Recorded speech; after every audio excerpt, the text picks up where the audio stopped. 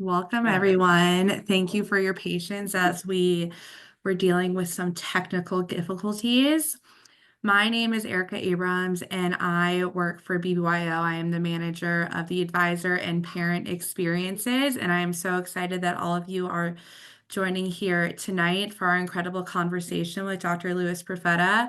I'm going to introduce you to my colleague, Drew Fiddler, who is the Senior Director of BYO's Center for Adolescent Wellness, and she is going to be moderating this call tonight. So, Drew, I will pass it off to you.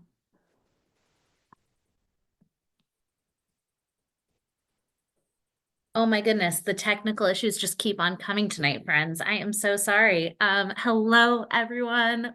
Good evening. It is wonderful to see and be with you all. I am extremely excited to get to spend the evening speaking with Dr. Profeta.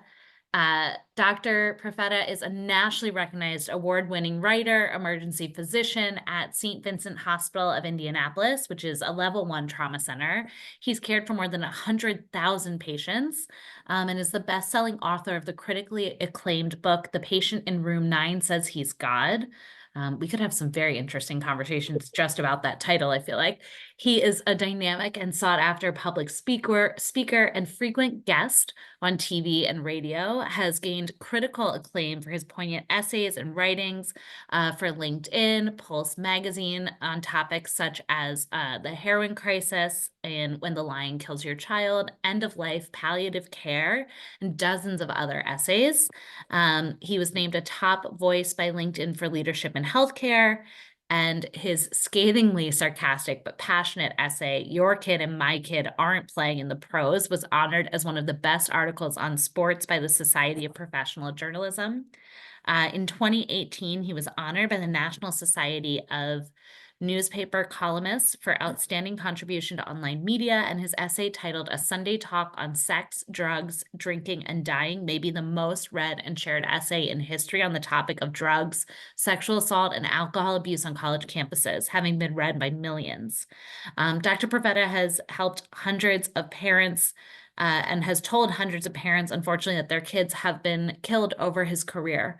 He brings this reality to campuses across America, and some have described his trainings as some of the most beautiful, brutal, realistic, and impactful presentations ever given.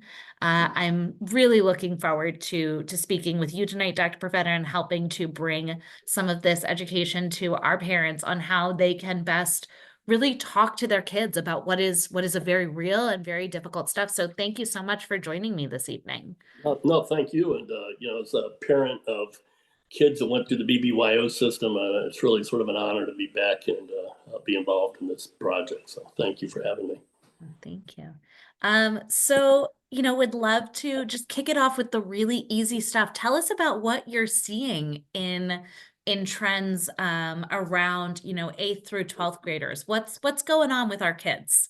Well, it's interesting. A lot of the stuff is the same stuff that's been going on for years: alcohol, drug use, depression, anxiety. But I think we're seeing an exponential increase in depression, anxiety, and psychosis in young people. Especially, we never used to see this degree of major depression and psychosis in junior high and early high school adolescents that we're seeing now. I think a lot of it has to do with COVID, sort of the socialization aspect of COVID-19, but a lot of it has to do with marijuana and marijuana products. They interfere with neuropsychiatric development in this population. They're using it at a much earlier age, and it is increasing the level of psychosis, depression, anxiety in that population. So we're seeing a lot of the same stuff we always used to see. But I think we're seeing an exponential increase in mental health related problems in this population that I've never seen before. It's almost an epidemic proportion. And I'm curious when as a clinician, for me, I can sort of see it and diagnose it in my head, right, of what we're seeing. But I'm curious for you, whether it's in the ER, whether it's in other spaces, what does this look like for parents, these sort of some of these signs and symptoms around, right, whether it's a major depressive episode, psychosis, anxiety, what might be some of those signs and symptoms for a parent? Well, a lot of it is what you would just anticipate. You know, brooding behavior and risk-taking behavior or isolation kind of behavior, those kind of things. But when it comes to psychosis, just very bizarre sort of world views. And I'm not talking about geopolitical views. I'm just talking about, if you go back and you think about the way you were when you knew kids that were maybe awkward or were sort of out there when you were younger, behaviors that are way outside of the norm in terms of how they perceive themselves, how they perceive the world around them, these sort of psychotic features that we never used to see before. And then you combine that with, like I said, sort of the desocialization aspect of COVID-19. A lot of these young people are nowhere near as resilient as they were 25, 30 years ago. And I can say that because I've been a clinician for 35 years. And you can see it. You can see it in the way they move through the world, the way they behave on a daily basis, their ability to deal with criticism, their ability to deal with problems that 30 years ago would bounce right off of us. A lot of these young people do not have that capability, that resiliency capability in those stress coping behaviors. I'm not sure what the reasoning is. I think social media has something to do with it. Again, I think that marijuana has something to do with it. There's a whole host of factors we can talk about, but those are I think sort of key things. The ability to bounce back from criticism, from failure, not being quite as resilient, being able to deal with losing, being able to deal with rejection. This population does not have those skill sets as much as they used to, and they turn to drugs and alcohol and risk-taking behavior and other ways of trying to combat those stresses. Yeah.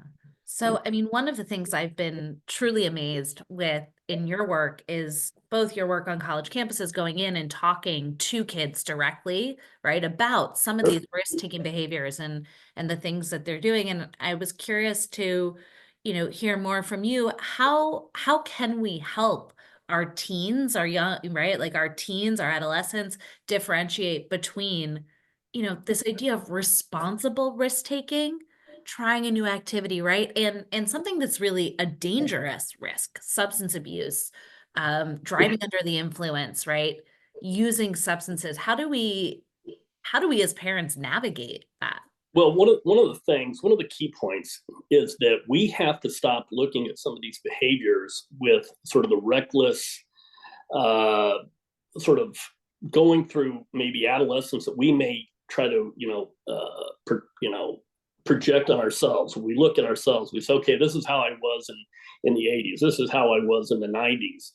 You can't do that. Number one, you have got to stop, because the drugs and the substances which they are getting exposed to now don't come close to comparing what you were exposed to in the mid 80s or the early 90s. It's a completely different ballgame out there.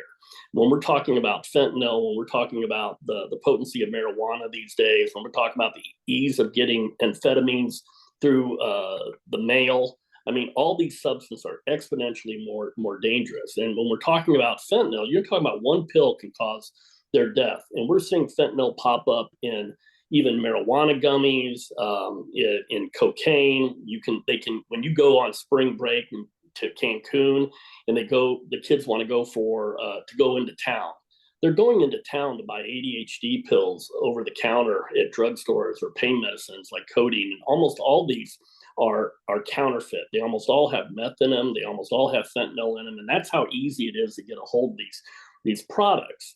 I mean, there's a big difference between doing a risky behavior such as mountain climbing or skydiving or any number of activities like that, and engaging in those kind of behaviors. And they can't experiment with them. That's why we have 100,000 people that are going to die this year in America alone from fentanyl. We have got to stop this notion that it's just reckless, or it's just sort of the normal motion through adolescence. I mean, we'll have 100,000 people die this year from that behavior. And so we have to sort of cut it off at the knees and stop it right now. And I guess your question is, how do you navigate that? And one of the things that you hear all the time when you talk to parents, when I have these sort of joint parent, kid or student conferences or meetings, is that you'll hear, well, kids engage in this behavior because they don't think it'll happen to them. That's not true. Okay, they engage in this behavior because they don't have the same perception of love that a parent has.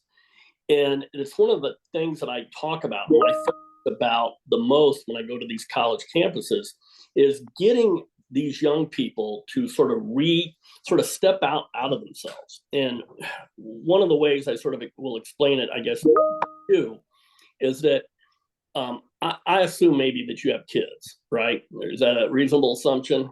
That is a completely reasonable assumption. Yes. It's reasonable to assume that most of the parents on this Zoom call have children too.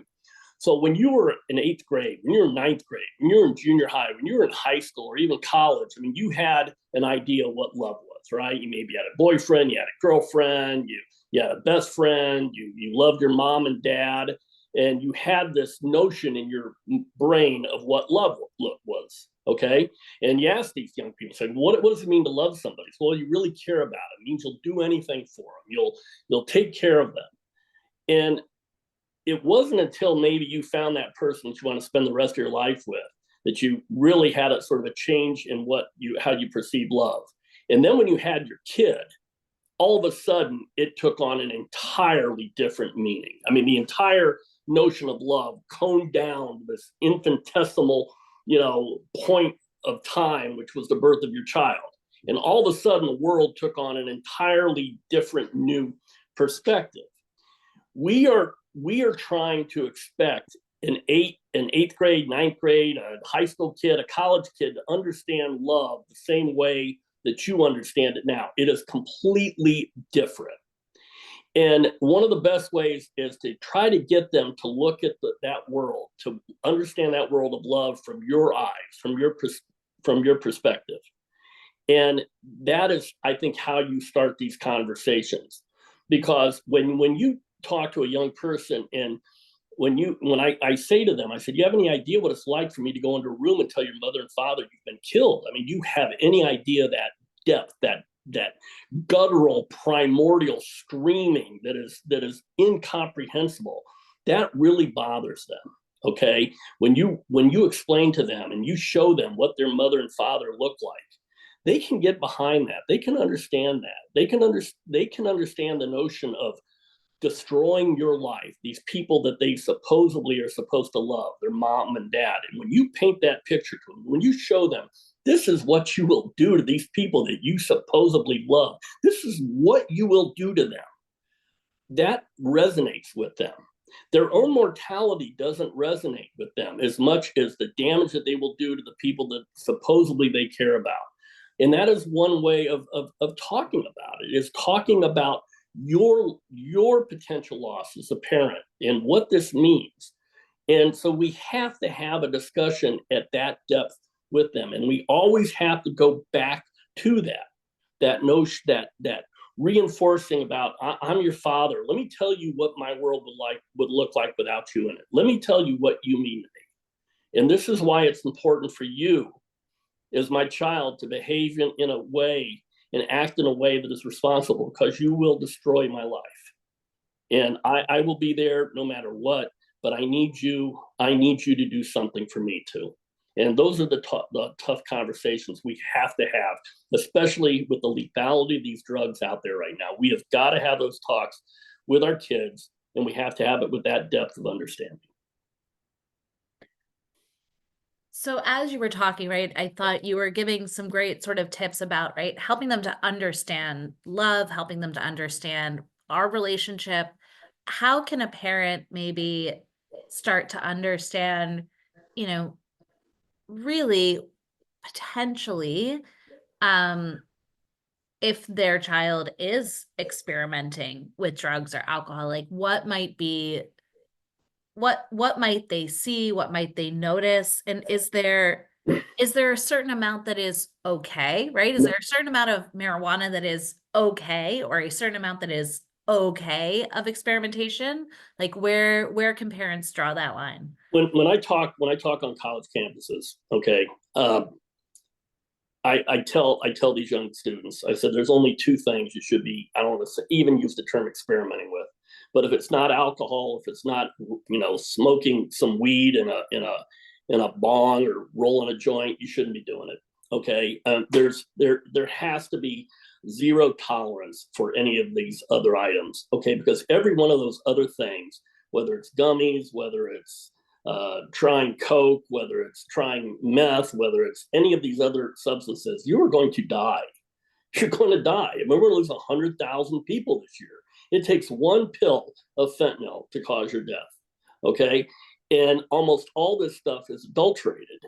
So you can have those conversations about, I won't say experimenting with alcohol, but I don't see any reason why you can't expose your kids to alcohol, even in their teenage years, and teach them responsible drinking. I mean, God knows I had beers with my kids on occasion when they were that age. Okay, but I mean, there's a big difference between having an occasional beer or glass of wine or talking about bourbons or scotches and doing shots. There's a fundamental difference between those two things. So, it's okay to drink. It's not okay to get drunk. I mean, there's a difference. And it's not that complicated to have those discussions. And if you're talking about weed, if your kid is starting to have periods of anxiety and depression, chances are there's a very real possibility they're using marijuana on a much more regular basis than you think. It is so easy to vape these compounds. They're so portable. The potencies are so high. So if you watch a kid that is losing interest in sort of normal day-to-day activities, things that they normally used to find joy, or if they're hypersomnolent, they're sleeping all during the day, or if they're up and moving around with a higher degree of energy, with flight of ideas, they may be on a stimulant, they may be purchasing ADHD pills over the counter, using methamphetamines, using cocaine, or their sleep cycles are disrupted, or you notice that their sleep is different. Maybe it's real sonorous. Maybe they're snoring when they used to not snore, and I mean really deep. It might indicate that they've got a sedative on board. Those are the things to keep your eyes out for. But also just pulling your kid aside and just saying, hey, are you okay? Are you doing okay? And letting them know that you're there, that you'll be there. And if they have concerns, and if you just have to constantly reinforce to them that, is there anything you need to tell me? Are you worried? Do you want to take a year off school? Are you ready to go to school? Having those open discussions. As you were talking, there were a couple of things you touched on. Sleep, you touched on a few others. But I am, stepping back from the drugs and alcohol for a second, like, what is the relationship between proper sleep and sort of cognitive function, reaction times, right? Like where our teens are at and how much sleep they truly need. It's so important. And that's a thing I actually talk to the college kids about too, is that alcohol and marijuana and all these substances interfere with your body's ability to get into REM sleep, which is rapid eye movement sleep. And that's sort of the sleep they need to sort of reset their brain to allow it to replenish its glycogen stores and just to be neurons to function better. So the more REM sleep they can get into, the better. All these substances interfere with that ability to get into REM sleep. But you know what else interferes with it is social media and getting on the phone and not putting it down and not disconnecting. I talk with young people a lot and talk about mental health hygiene and treating sort of their brain and their mental health no different than you would treat your body, whether it's working out and it's allowing your brain to recover. You'll hear people all the time talk, well, if you're having these emotional issues, you need to find somebody to talk to. You need to get a counselor. You need to get a therapist. Well, here's the reality of the situation. There isn't anybody. And what I mean by that is that you may be able to get somebody in to do an acute crisis evaluation, but you throw your kid into college with 10,000 other kids that are having mental health issues, and it's like something like 1 in 3. All right, try to see how easy it is to get a counselor or to get somebody set up for outpatient therapy. So it behooves them to sort of practice mental health hygiene so they don't get to that point, okay, to allow their brains to be healthier so they don't have to run and seek help, that they can sort of, find that sense of resiliency and recognize that maybe they need to slow down. And those are important things too. Yeah. I talk a lot with organizations, with kids about the idea of proactive prevention, right? Mhm. How do we sort of proactively prevent as opposed to reactive in the moment? When Exactly. we think, right? And when we think about building that resiliency, building a strong sense of self, a strong sense of identity. And it leads me to sort of ask or leads me to think about, right, the role that peers play in all of this. Um, how can we help teens, especially, really begin to navigate some of these moments where peer pressure, right, really is a thing. It really is Oh, that wanting to fit in, that wanting to be a part of things. And how can parents, have these conversations with their kids, talk about the impact that, whether it's hot cognition, right? They're sitting with me in the room and they can tell me they'd say no, but then in the moment, right, they say yeah, yes. yeah. It's what we see with sexting, it's what we see with drug and alcohol use. Like, how do we infiltrate and almost be like the little people on their shoulders in those peer pressure kind of moments? You know, you bring up a really good point. You'll hear parents all the time talk about, well, my kid's a good kid. You wouldn't do this, or my kid has tons of friends. Oh, they have tons of friends. They're so incredibly popular. Well, whenever I hear that, I also hear that may also be a kid that needs a lot of people around him, that needs to sort of fit in, that maybe can't be by themselves. And there was an essay I wrote a while back. There's a couple that I would refer to. One of them is "College is No Place for a Kid." It's something like that. And there was another one that deals with sort of the outraged generation.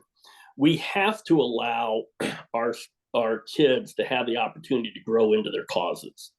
And we talk about peer pressure. You're talking about peer pressure with drugs and alcohol. I'm also talking about peer pressure when it comes to social platforms or causes. You don't have to adopt every cause that comes down the pipeline. You give yourself a chance to grow into your outrage or grow into the things that you want, whether it's become part of a food bank or work for the homeless or the environment or any number of 1,000 things.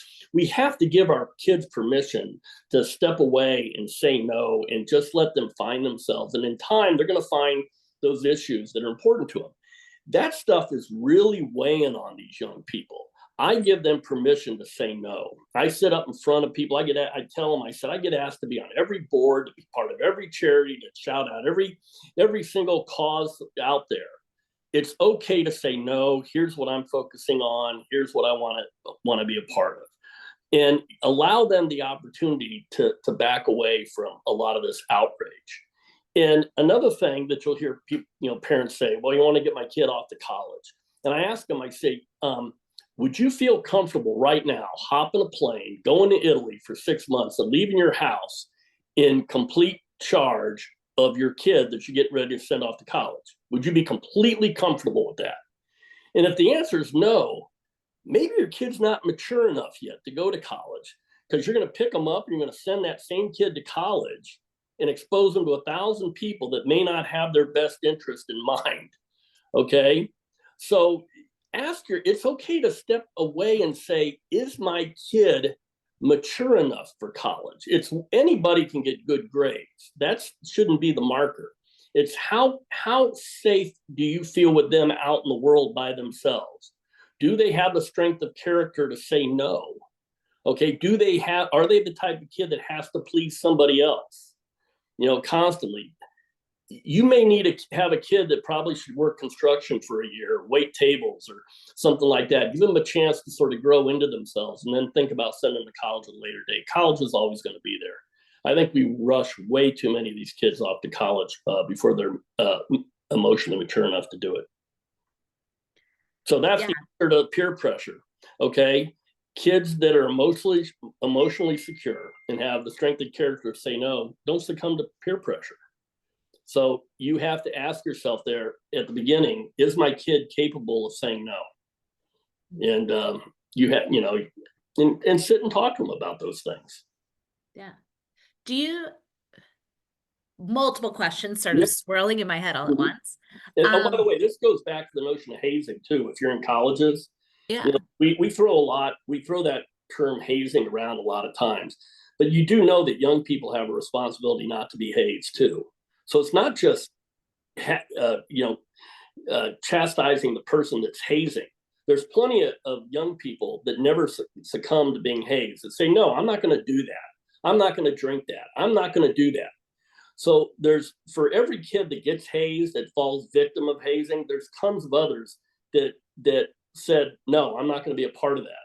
Yeah. So we have to raise kids that say, no, I am not going to do that. And, that's where we have to sort of look at ourselves and look at, our kids at that moment of time and say, are they there yet? Yeah. I hear that. I think it's also really hard, right? For kids, especially teenagers who want to fit in, who want to be a part of what's happening, who aren't quite, right? Like who aren't quite sure of themselves yet. And I think that part of what BBY hopes for kids, right? That's part of what we hope to build in Sure. their self-confidence. I think that is the best aspect of BBYO for my own kids. Yeah. Is surrounding themselves with friends that really care about them on a personal basis and that want the best for them. I don't think there's any better lesson you can teach your kid to make sure that you create friendships with people that want to see you succeed and move through the world and succeed together. And groups of friends like that typically aren't predators for each other, and those are the friendships that they need to build. And BBYO and organizations like that are very, I think, important for that development. Yeah. Do you think giving kids an out, sort of saying like, you get a free phone call, you can call me anytime, right? Do you think planting that in kids' heads, saying, right, like, I'm here, I will come get you any time of night, any time of day. Like, does that work in setting up these conversations and setting up healthy boundaries for kids? So when I have these discussions on college campuses, and I'll have hundreds, if not thousands, of students that will show up, inevitably I'll have one or two that will reach out to me at a later date that are in crisis, that are not doing well. And they're terrified that their parents will be disappointed in them. That, this whole notion, I've wasted all this money and I've sent you to college and look how hard I worked to send you to school, and on and on. And not heaping that on your kids is important. Telling them, and I would also even go as far as, why do you feel like you need to police your kids' grades in college? Okay, and what I mean by that is, if your kid's going to get C's, okay, they're not going to go to medical school. All right, if you're not, don't make your kid into a banker when they're better off being a baker, as they say. Okay, but letting them go out there, letting them pick their own classes, determining their own path in life, and then every 6 months go, how you doing? You can come home if you feel like you're not college isn't for you, or this isn't what you anticipated, or if you feel like you need a break. Give them permission to leave school. Put that bug in their ear at the very beginning, because not all kids can get through college, and some of them can't get through it in a continuous stream. A lot of them will have pressures on college that they're not talking about, whether it's sexual, whether it's drugs or alcohol, whether it's being around people that don't have their best intention in mind. Give them permission to leave and come home, and put that bug in their ear early from the onset. Yeah, building that relationship and giving them that space, right? Of like a true brutal honesty at some point, that like if they need anything, you'll be there, I think is such an important piece of the puzzle. As you look at high schools, I know we started talking about, right, like some of the things that you were seeing. I'm curious, what are the most common, safety concerns that you would have for teens, or that parents should have for teens in school? Is it homecoming? Is it prom? Is it school shootings? Is it like, what are the most common safety concerns, and what maybe could parents do about it? The ones that I would put up there on the top is that you have to be aware that drugs and alcohol increase the likelihood that your kid is going to be a victim of a sexual crime. Okay, number one. It also increases the likelihood that your kid is going to be a victimizer, because the margins of what constitutes consent get blurred when everybody is drunk or when everybody is high, number one. Number two is that, especially when it comes to drinking on college campuses, you should never, ever be drinking out of some sort of community punch. And we'll get these young girls in at a fairly frequent basis, completely unconscious from alcohol. And the parents will always all say, "Oh, they must have put something in their drink." Well, yeah, they did. They put alcohol in their drink. And what we mean by that is everybody thinks because their kid's completely unconscious that somehow they must have been drugged. They must have been given a roofie or fentanyl or Xanax. It's almost never the case. It's almost always just alcohol. And if you take a bottle of vodka and you say a gallon of vodka, and you mix a gallon of vodka with a gallon of fruit punch, which is what they do on almost all college campuses or high school parties like that. They call it any number of things, jungle juice or what have you. And you pour yourself a 12-ounce cup, a red Solo cup to the top, which is 12 ounces, 8 to 12 ounces, depending. You're looking at 8 shots, or you're looking at 6 shots of vodka in that cup. 1 cup. And the ease of which you can drink down a fruity drink like that, you're talking about 6 alcoholic beverages in a girl that maybe weighs 100 pounds soaking wet. All right. And maybe they do 2. Now you're looking at a blood alcohol 300. That is how quick that can happen. 2 drinks, because the amount of alcohol content in it. So if they are going to drink, I would tell them to walk around with a bottle of beer and just nurse it the entire evening. Okay. Don't put it down. But that's one thing I would do. Okay, don't let them drink out of communal punches. Don't go drinking any mixed drinks on college campuses. Stay away from another thing, that if your kid has ADHD and they're on meds like Vyvanse or Adderall, these are all amphetamines. Your kid is going to be the most popular kid on the dorm floor or at the fraternity or sorority house, because everybody is going to want those pills. Everybody. And they use them as adjuncts for their organic chemistry finals or any number of things like that.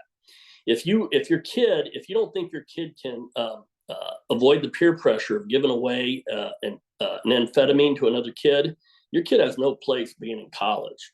And what ends up happening is that they end up giving that pill to somebody, or your kid, maybe who you're really forcing him to, you want him to get an A in organic or any number of 1,000 things. That kid may turn to an ADHD pill that their roommate has and pick it up. You know what's going to happen? They're not going to be able to sleep for maybe 1 or 2 days. Now they have another final.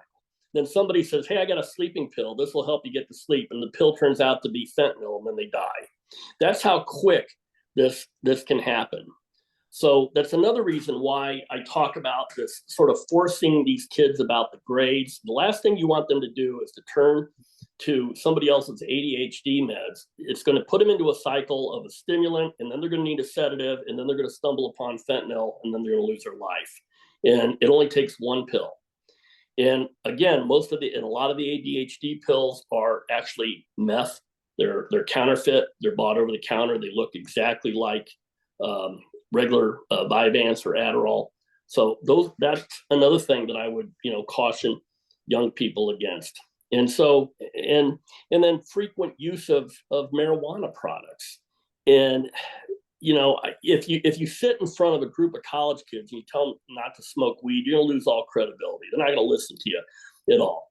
But you can tell them that it doesn't open a whole lot of doors for you. Greg Gutfeld in his book has a line there. He says, "Don't buy weed, buy a suit." And what he means by that is, smoke weed when you make it. You let your brain develop. If you are going to smoke weed, do it really, very rarely, maybe, once every couple weeks, and just do it the old fashioned way. Buy a bag of Banana Kush, roll a fatty, and order a pizza, and play Fortnite or any number of video games, but just do something like that.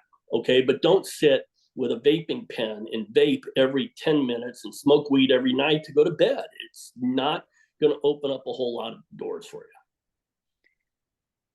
I guess going on that piece for a minute, how can a parent, right? It's not like, as parents, we didn't use alcohol, right, smoke weed. How can a parent have this No, I conversation? asked her if she could something.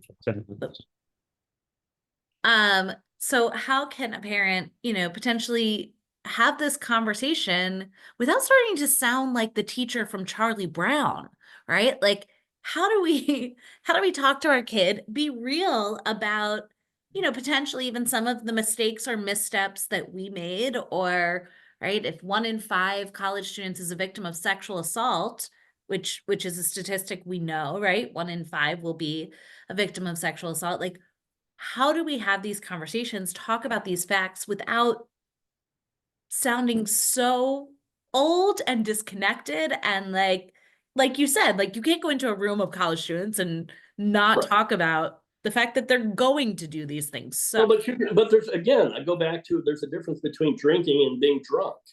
I mean, there's, and I may sound like a complete prude, but I've only been drunk a couple times in my life. And I enjoy alcohol just like everybody else. And I smoke cigars and I smoked weed on occasion when I was in college. But there's a big difference between using those products regularly, having beers on occasion when you're going out to a party or drink, and getting knocked down, dragged down, drunk. There's a big difference in having those discussions about, hey, it's okay to drink, it's okay to use, to smoke weed on occasion. I prefer you didn't, but I mean, I know you do, but there's a big difference between that and this. That and you can have those conversations. You can, let's say, you can have a beer, you can have a drink with your kid, and introduce them to alcohol in a healthy manner. I'll tell you, I wouldn't be sitting on my back porch smoking weed with my 16-year-old, which a lot of parents aren't doing nowadays. So how would you handle that? How would you handle, right, as a parent, the parent who's like, well, if the kids are going to smoke and drink, I'd rather they do it at my house. Or, right, like, oh, we're going to go over to Johnny's, when Johnny's parents are the ones, right, who allow the kids to drink or to smoke while they're there, or Yeah. Let me explain how this works. I'm the guy that the prosecuting attorney is going to hire to be the expert witness to help put you in jail. All right. So, yeah, any parent that is knowingly allowing kids under the age of 18, especially, to get drunk in their house, I mean, you probably should be arrested. All right. It's you're going to run the risk of somebody getting sexually assaulted in your basement, so you can be the cool parent. You're going to run the risk of somebody getting drunk or falling down or going to the hospital because you think that somehow that you're creating a safer environment for them. No, I mean, there's a difference. Once they get to be 18, they can let their sins be their own sins, their own transgressions. But under that age, man, you are really messing with fire. Let these kids grow into it. Okay, you don't, introduce your own kid, but you don't need to be the parent for every other kid in your neighborhood in the basement because you have the pinball machine and the pool table. Can you talk a little, I feel like Narcan and naloxone have become almost household things that we talk about, It right? should be. And as we think about just proactive prevention, taking care of our kids, being aware, right? Can you talk a little bit about what Narcan is, like, should parents keep it in the home? Should they encourage their kids to keep it? Like, what are the things parents should have in their home to support their kids, and talk a little bit about what Narcan is and Yeah, Narcan is a compound that will actively reverse opiate overdoses. It's completely safe. It comes in a nasal spray format, and everybody that has kids of high school or high school, junior high age should have some in their house. Okay, and even if your kid isn't an opioid overdose, it's not going to hurt them. Okay, and it very well may save their lives or somebody else's lives that comes over to their house. Almost all fraternities and sororities have it now. So many people just carry it on themselves because you stumble upon people now. I've been riding my bike and seen on our Monon Trail here in Indianapolis and seen a heroin overdose on the Monon Trail or fentanyl overdose. So yeah, it's completely safe. And again, a lot of these drugs too, your ADHD pills that these kids buy, they turn out to be fentanyl. And we even see fentanyl show up in marijuana gummies. So you may have a kid that got a couple of gummies from friends, and they turn out to have fentanyl in them, and then all of a sudden they're in respiratory arrest, and you can save their lives that way. So yeah, I would have it. Anything else you would recommend that a parent keep at home to keep kids safe or really be, in that space? Not really. I mean, that's the one that's going to save them. I mean, unfortunately, if they go into cardiac arrest from these, you're probably not going to get them back. Okay, and most of these deaths that we see, a parent wakes up, goes to wake their kid up in the morning and finds them dead in bed. And it's, I know one mother in particular, we've done some work together, that came home and she had 2 high school kids. Both were dead in the morning when she woke up. And she's on the national speaking tour also. And the kids both went to a party, got pills at the party. And both of them took like 1 pill of oxycodone. It turned out to be fentanyl. And both were found dead in their beds in the morning.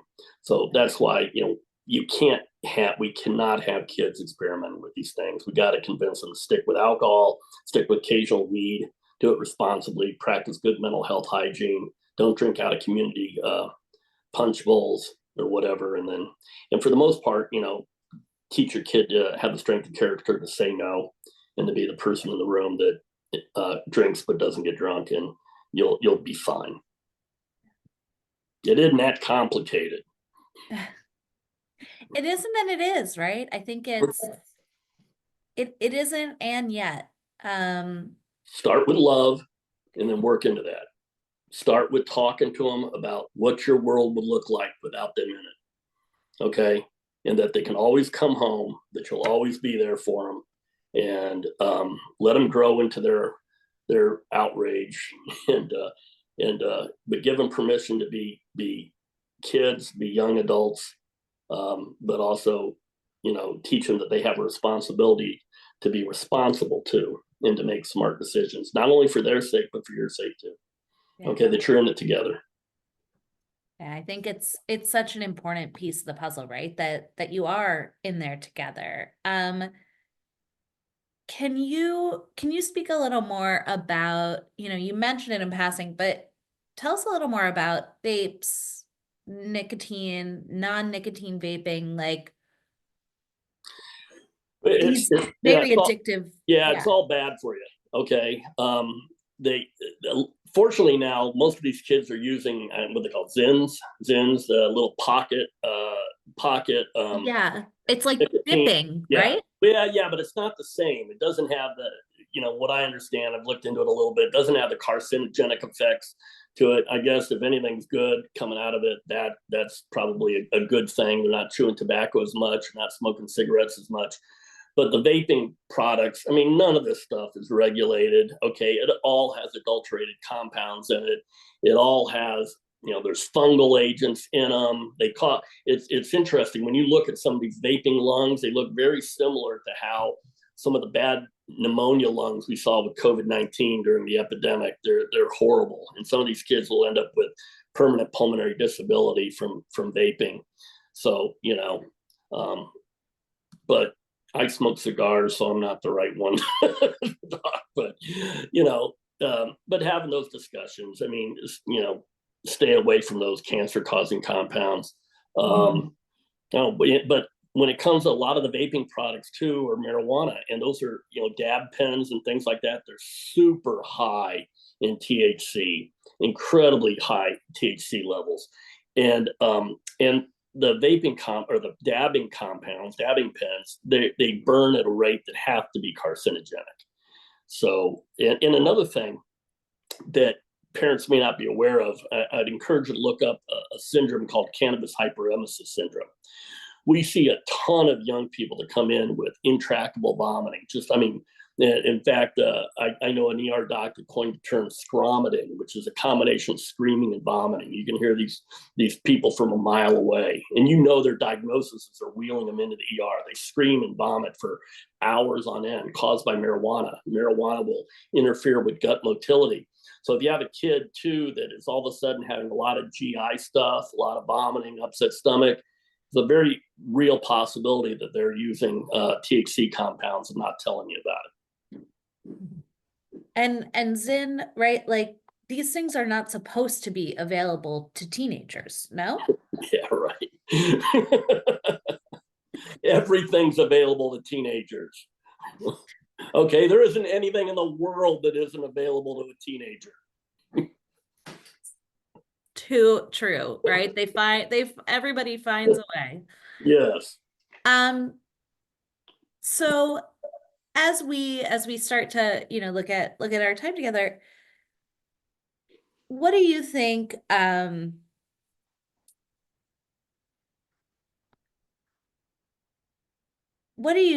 about, right, how kids also, I mean, we talked about drugs, talked about alcohol, we've talked a little bit about sexual assault. What about social media and phones? How do we, right, like let's just talk about all the things in one foul evening, but how can parents navigate really those pieces they can't even see? Well, look at ourselves, okay? I mean, literally look at each one of us. I mean, how many of us, including me, are on social media late at night? I mean, you ever notice how hard it is to fall asleep when you're charged, when your brain's fired up about some social media post or Twitter feed or any number of 1,000 things? You have to unplug a couple hours before you go to sleep, and you have to do it. It allows your brain to sort of reset itself. And I say this as a complete hypocrite because I don't do any of it, but I'm also 60. But you think it wears on somebody my age. Think about what it's doing to a developing mind, an adolescent mind who's still going through neuropsychiatric development up to the age of 25. It has significant emotional ramifications to it. So, again, it goes back to that notion of practicing mental health hygiene. I don't know how you keep young people off that stuff, okay, late in the evening, but having those discussions about mental health hygiene, entering REM sleep, getting your brain reacclimated, some of it's going to, work. You just have to keep reinforcing it. And but there isn't really any good answer to it, and I don't know how you go about monitoring it. One of the things I will tell you, I have a lot of social media followers. I got like about 150,000, and even some of the critiques I get, and I'm pretty secure in who I am and where I am in life, bother me. Okay, cut to the core at a time, and I think that I'm a pretty balanced guy. I'm pretty resilient. So imagine if stuff like that impacts me, what it does to a sort of an impressionable 15 or 16-year-old. And so that's why we have to sort of be that anchor, that rock for our kids, that place where they can always come back to. We have to, and we have to stop. A lot of it comes back to us. We have to stop sort of comparing our kids to other kids. Social media has a way of making us feel like we're not quite as worthy or we're not doing it quite right. Just ignore everybody else, okay? Every kid is unique. Every kid is amazing. They all have their own hidden talents, and love your kids for who they are, not who you expect them to be, and make sure they know that too. That you should have just really one goal in life: raising good, responsible kids that'll take care of you when you're older, and that you guys can always have a good relationship. Everything else is icing on the cake, all right? But don't push so hard. Don't be the reason that they engage in some of this behavior. I've heard you reference a few times this idea of good mental health hygiene. I know you said earlier, right, similar to the physical health, but what are key components to build mental health hygiene? How might one go about, right? Well, we talked about self-confidence, resiliency, but what are some really tactless or tangible things that a parent might do to build that mental health hygiene or help their kid build it? well, I would have these discussions about weed, and I would talk to them that it interferes with neuropsychiatric development, okay, that will impact them. Okay, it absolutely will impact them. Number one. Number two is talking about unplugging from social media. And I'm going to tell you, getting back to God, getting back to spirituality. All right, I'm much more religious now in my older years than I was when I was younger. It's funny, my kids are the ones that brought me more back into being more of an observant Jew than I ever was growing up. But teaching them, letting them be a part of something like that, I think is important. I think that that finding that spiritual bent to embracing Judaism, to being a part of something bigger, man, I'll tell you, it really has a positive impact on these young people. Getting them involved in Chabad, getting them involved in Hillel on college campuses, they'll find a second family there if they do that. And I think that those are important. Those are good ways of practicing good mental health hygiene. Getting them to be active physically, okay, whether it's working out daily, eating well, and getting enough sleep. All that stuff is going to help to build a more confident, resilient kid. Yeah. It's so interesting. The research on resiliency supports, right, exactly what you're saying, which is that it is a strong sense of self. There is an aspect of spirituality that's incredibly important to, right, to being a resilient human.